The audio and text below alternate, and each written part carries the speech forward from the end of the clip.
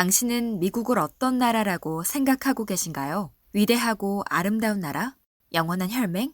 우리를 지켜주는 없어서는 안 될 나라? 과연 그럴까요? 누구나 한 번쯤 흥얼거렸을 이 노래는 17세기 미국 백인 이주민이 원주민 아이들을 죽이면서 불렀던 노래입니다. 세계에서 가장 위대한 나라라고 불리는 미국은 아메리카 원주민 6천만 명의 피 위에 세워진 나라입니다. 전쟁과 학살로 탄생한 미국.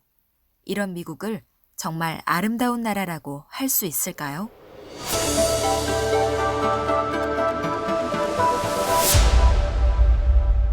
세계에서 가장 전쟁을 좋아하는 나라 미국이 1776년 독립선언 후 지금까지 전쟁을 한 기간입니다.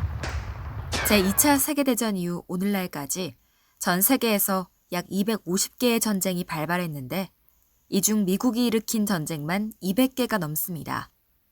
미국이 세계 각지에서 운영하고 있는 군사기지는 약 1000곳이 넘고 150개 이상의 국가에 배치시킨 병력만 해도 15만 명이 넘습니다. 무엇보다 미국은 최대 핵 보유국이며 인류 역사상 최초로 2번의 핵무기를 실제로 사용한 나라입니다.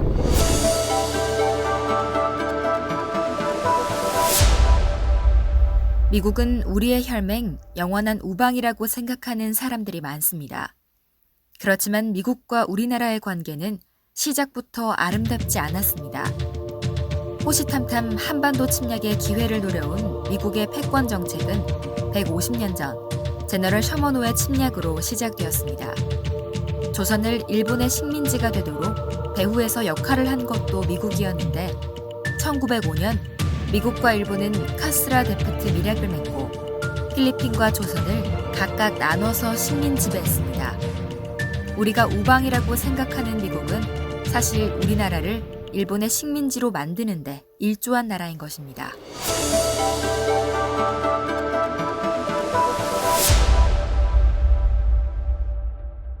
(1945년 9월 7일) 메가더는 조선 인민에게 고함을 통해 미국은 북위 38도 이남의 조선 영토를 점령한다고 명기했습니다.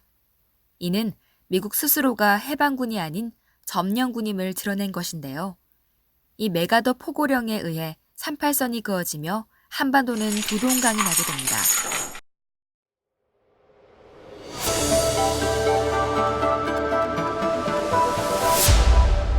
(1953년) 휴전 상태를 3개월 내에 평화체제로 전환하자고 명시한 정전협정문.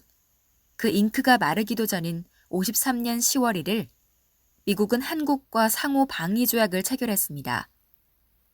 한미 상호방위조약에는 주한미군 주둔과 그에 따른 주한미군지휘협정을 부속 합의했는데 이 합의로 인해 굴욕적이고 불평등한 한미관계는 제도화되었습니다.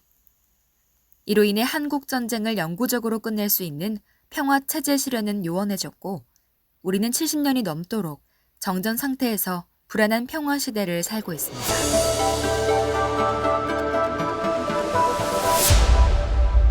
한국 현대사에서 미국이 저지른 민간인 학살은 제대로 알려지지 못했습니다.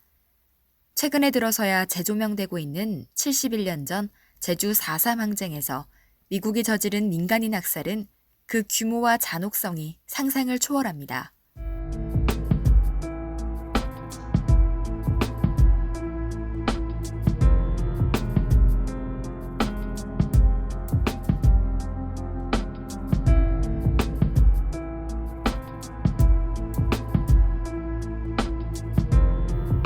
이 외에도 아직 제대로 밝혀지지 않고 치유되지 못한 이 궁정 하에 벌어진 민간인 학살은 무수히 많습니다.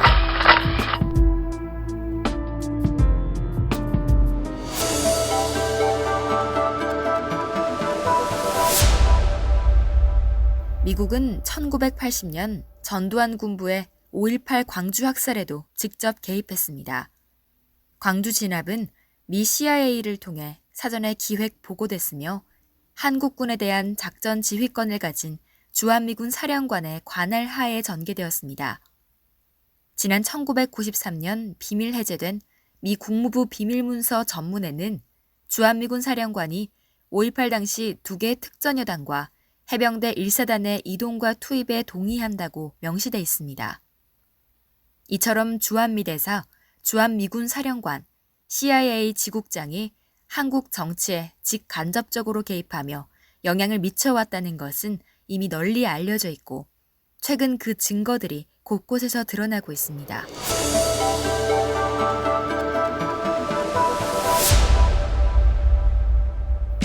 주한미군의 범죄는 일상 속에서 더욱 빈번하게 일어나고 있습니다. 1992년 미군 케네스 마클의 윤금희 씨 살해 사건, 96년 미군 속 헬리의 강미희 씨 살해 사건, 뮤니크 이병의 이기순 씨 살해 사건, 97년 미군 속의 아들 패터슨의 조중필 학생 이태원 버거킹 살해 사건, 99년 신차금 씨 살해 사건, 2005년 미군 대형 트럭에 의한 김명자 씨 압사 사건 등 헤아릴 수 없이 많습니다. 무엇보다 2002년 주한미군 2사단 소속 장갑차가 친구 생일 모임에 가던 두 여중생 미선이 효순이를 죽인 것에 국민들은 충격과 분노에 휩싸였습니다. 그러나 이런 살인범죄에 대한 주한미군의 기소율은 50%에도 미치지 못합니다.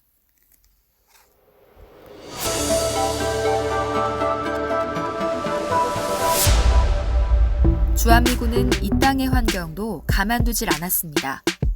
111년 만에야 서울 시민들 품으로 돌아온 용산 미군 기지는 각종 독극물과 치명적 기름 오염으로 막대한 정화 비용이 필요하다는 사실이 보도되었습니다. 더욱 기가 막힌 것은 그 정화 비용조차도 우리의 세금으로 감당해야 한다는 사실입니다. 주한미군은 도심 한복판에서 위험한 생화학 무기 실험도 아무런 제재 없이 진행하고 있습니다.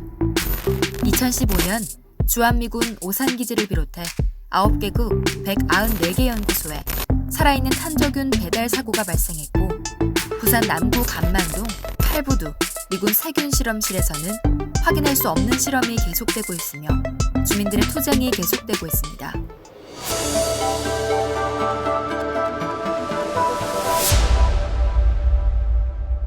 (1조 389억 원) 올해 한국이 내야 하는 방위비 분담금입니다.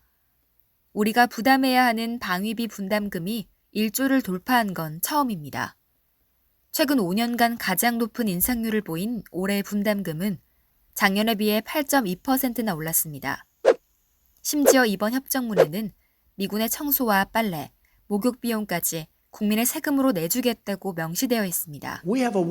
이 와중에도 트럼프 대통령은 공공연히 방위비 분담금을 더 증액할 것이라고 강조하고 있습니다.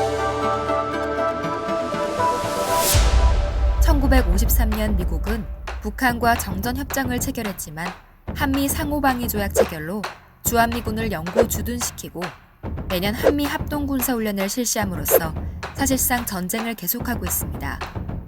최근 미국이 지난해 11월 노스다코타주에서 진행한 핵공격 연습에 한국 군당국도 참가했다는 사실이 드러났는데 이는 2018년 6.12 싱가포르 북미 정상회담 선언과 평양 공동선언의 남북 군사합의에 대한 명백한 위반입니다.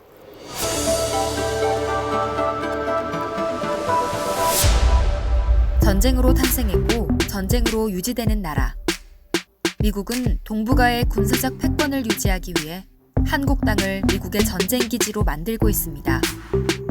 평화의 섬 제주도에 미 해군기지가 건설됐는데 처음에는 미군이 이용하지 않는 순수한 대한민국 해군기지라고 거짓말을 했다가 지금은 공공연히 미군 함정이 드나들고 있습니다.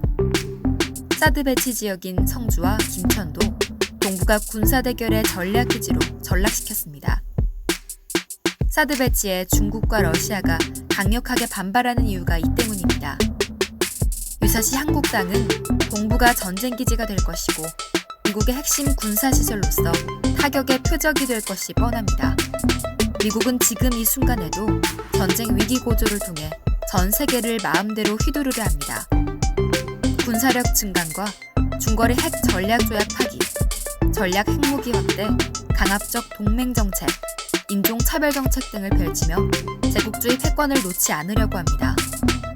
유럽 지역의 동맹국들의 반대에도 불구하고 이란과의 핵협정을 일방적으로 파기하고 미국 국내법에 따라 이란의 원유 수출을 봉쇄하는 등 경제 제재를 취하는 것은 물론이고 베네수엘라에 과이도를 지원하면서 부당한 내정 간섭과 제재를 통해 베네수엘라 민중의 삶을 파괴하고 있습니다.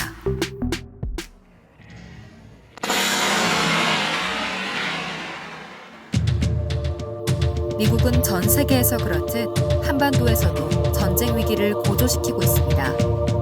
6.12 싱가포르 합의 정신을 무시한 채 대북 제재를 강화하고 전쟁 연습을 계속하며 남북 관계의 발전을 위태롭게 하고 있습니다. 이것이 한반도에서 제국주의 패권을 놓지 않으려는 미국의 모습입니다. 이런 미국이 한반도의 평화를 가져다 줄 수 있을까요? 미국의 패권 정책을 극복하지 않고는 한반도 평화와 통일은 요원한 일입니다.